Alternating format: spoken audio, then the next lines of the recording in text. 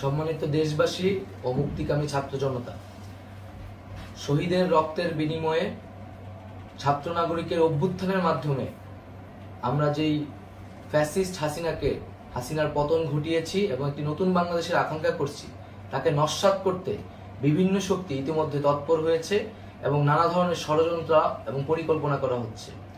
আমরা মুক্তিকামী ছাত্র জনতার পক্ষ থেকে স্পষ্টভাবে বলতে চাচ্ছি যে এই বাংলাদেশকে ফ্যাসিবাদী রেজিম থেকে মুক্ত করার জন্য এবং একটি নতুন বাংলাদেশ, জনগণের বাংলাদেশ প্রতিষ্ঠার জন্য সকল ধরনের ষড়যন্ত্রকে নস্যাৎ করার জন্য, প্রতিহত করার জন্য বাংলাদেশের ছাত্র জনতা কিন্তু সদা প্রস্তুত রয়েছে। আমরা দেখতে পাচ্ছি নানান জায়গায় লুটপাট, সহিংসতা এবং সাম্প্রদায়িক হামলার মতো ন্যাক্কারজনক ঘটনা ঘটছে।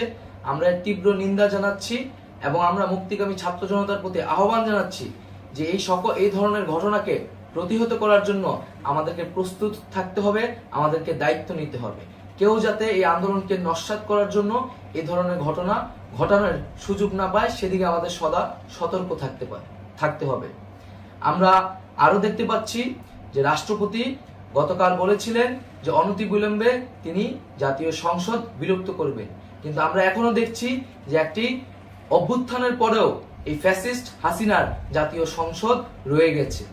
তাই আমরা ঘোষণা করছি যে আজ দুপুর ৩টার মধ্যে এই ফ্যাসিস্ট হাসিনার যে জাতীয় সংসদ, সেই সংসদের বিলুপ্তি ঘোষণা করতে হবে। যদি আজ বিকাল ৩টার মধ্যে এই জাতীয় সংসদের বিলুপ্তির ঘোষণা না আসে, তবে আমরা কঠোর কর্মসূচি দিতে বাধ্য থাকব। এছাড়া বন্ধুগণ, সবার জন্য আমরা জানাচ্ছি যে আমাদের যে অন্তর্বর্তীকালীন সরকারের কথা আমরা বলেছি, সেই সরকারের প্রধান উপদেষ্টার নাম আমরা ইতিমধ্যে ঘোষণা করেছি এবং এই সরকারের অন্যান্য উপদেষ্টা সহ সামগ্রিক রূপরেখা আমাদের প্রস্তুত রয়েছে।